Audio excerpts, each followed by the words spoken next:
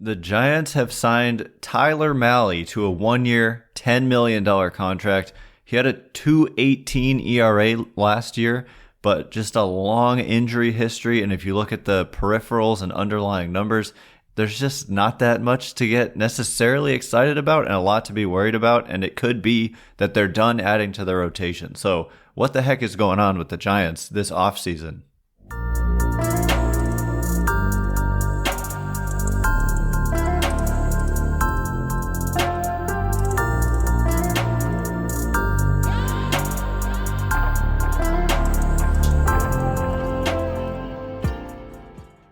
Hello and welcome to Giants Baseball with Ben Kaspick. As the name of course suggests, my name is Ben Kaspick.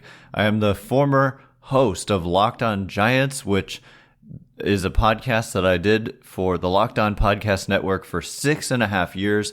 Prior to that, I was podcasting for my own podcast called Covecast. So I've been podcasting about the Giants since 2015, and now we're still doing it independently here. Just a note, if you haven't caught on to this already, that these podcasts are paywalled. It is how, we don't do advertisements at all. And so you're not gonna hear any ads, but there is gonna be a paywall unless you want to join as a subscriber on Substack, in which case you will get the full length episodes each and every time. And so if you're not a paid subscriber, well, first of all, if you are a paid subscriber, right now the only way you're able to hear the full episode is by listening on Substack. If you listen on Apple or Spotify or whatever, it's going to cut you off. But if you're a subscriber, just go to Substack and you can listen there on the website or on the app.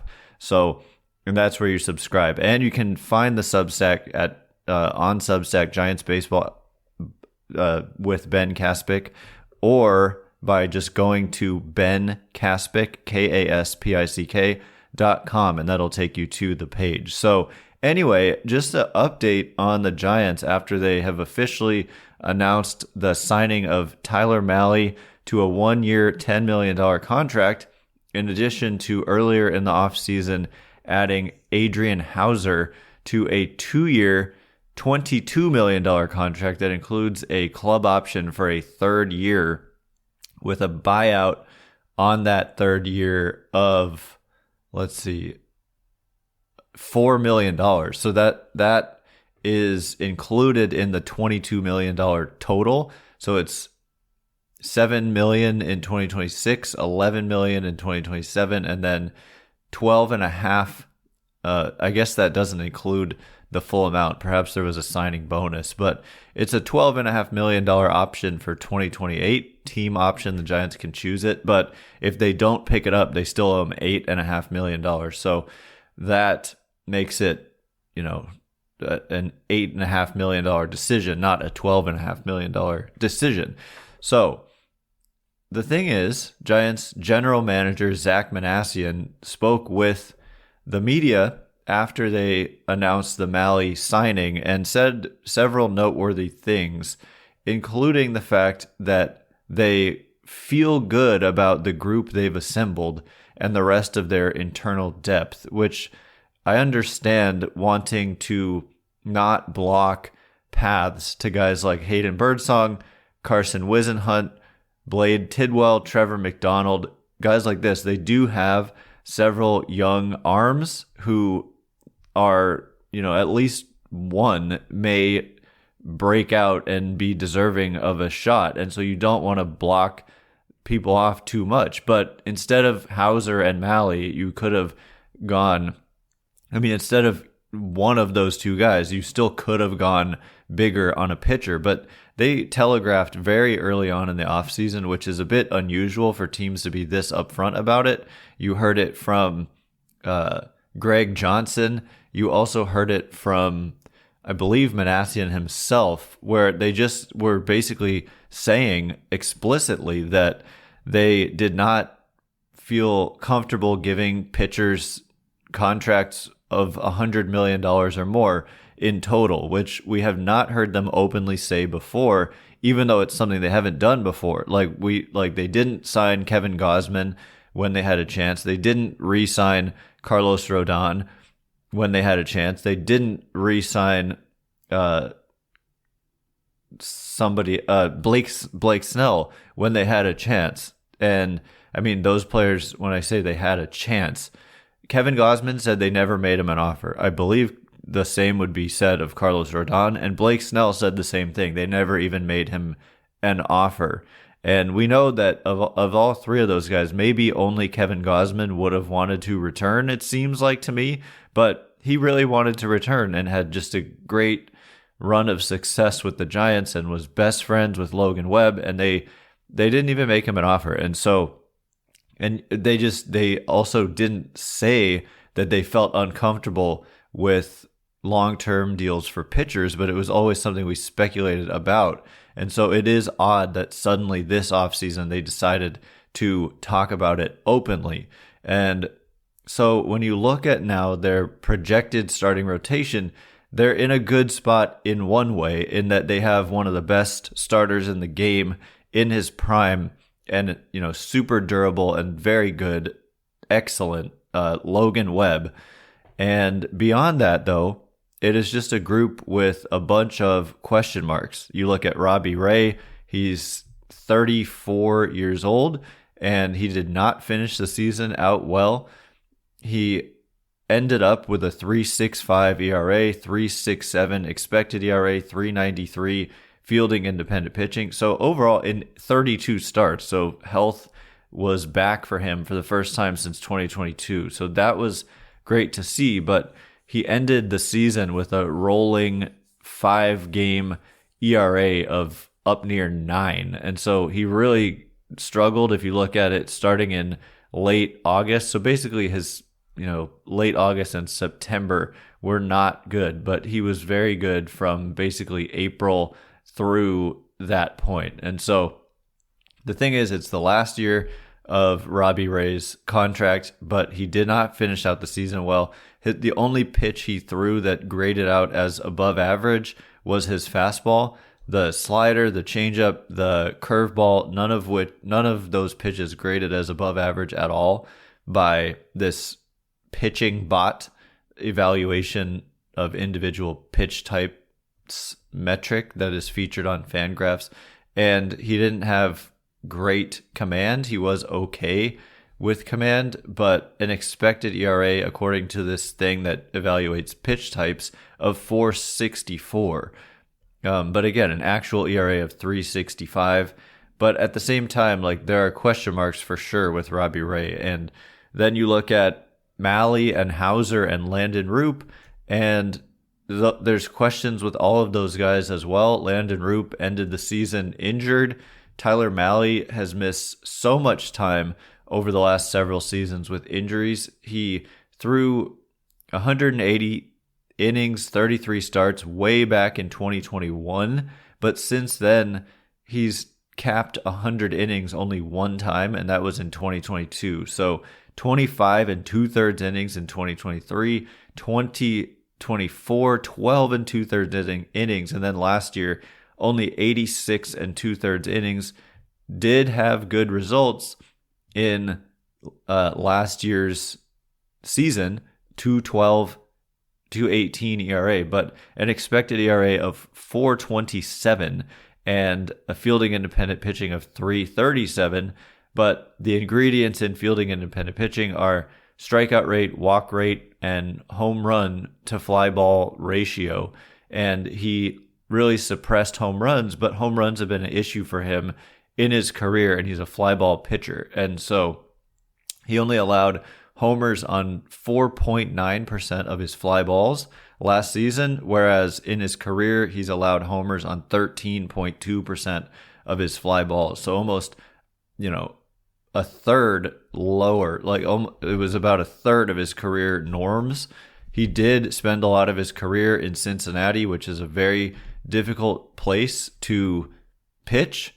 But even with the Twins, but we're talking small samples here, in 2013, he allowed homers on 16% of his fly balls. And then we don't even really look at 2024 when he only made 3 starts. He did suppress home runs pretty well. But I don't know, it's a below average strikeout rate ever since ever since he was healthy back in the early part of this decade.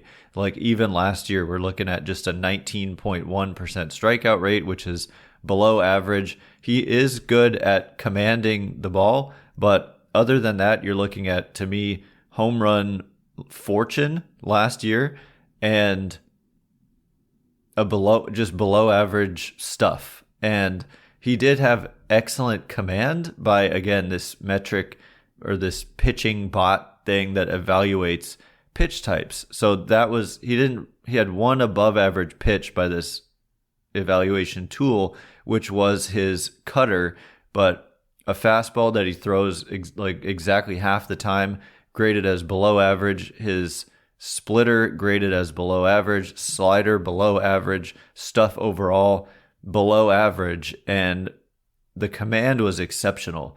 So that's the one thing. And therefore, if you look at the expected ERA by this pitching bot, again, pitch type evaluation metric, he did have an expected ERA of 3.49, which aligns closely with that fielding independent pitching of 3.37. But again, not a 2.12 ERA. So regardless, like, to me, there's injury risk. It's just a guy who has not been healthy at all, like in a full season since 2021.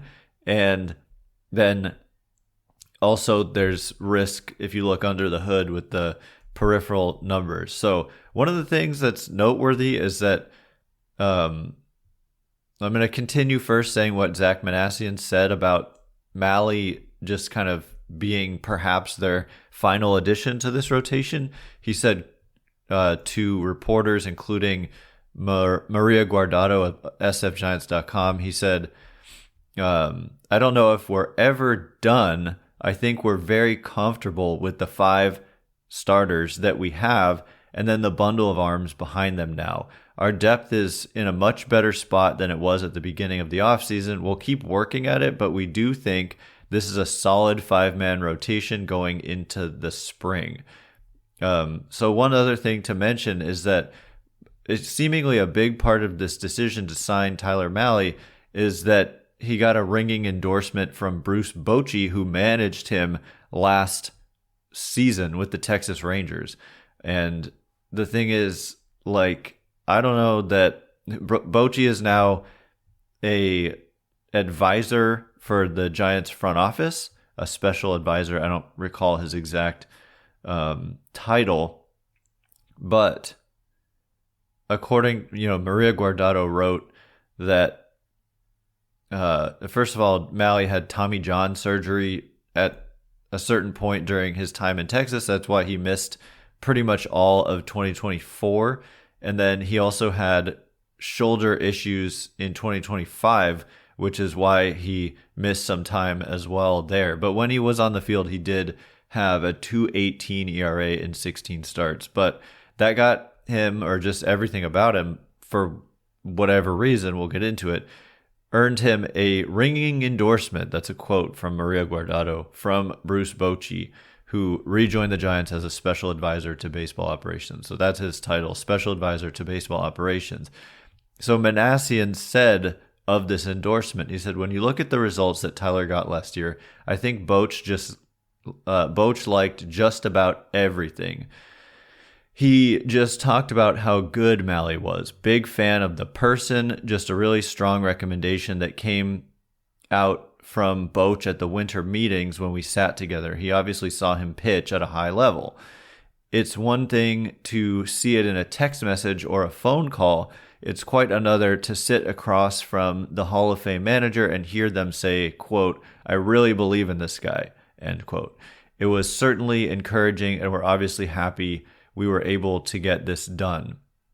So now I'm going to add my own insight here, which is that I wouldn't it's hard to not like the way a guy pitched when he had a 2.18 ERA last year. So you're just watching results. You're seeing that he's not allowing a lot of runs. So I don't know, like Bruce Bochy, with obviously all due respect to him, I recall him saying at a certain point, I believe when, his last season as manager of the Giants in 2019, he called like the people in the front office who were like the analytics people, he called them literally propeller heads.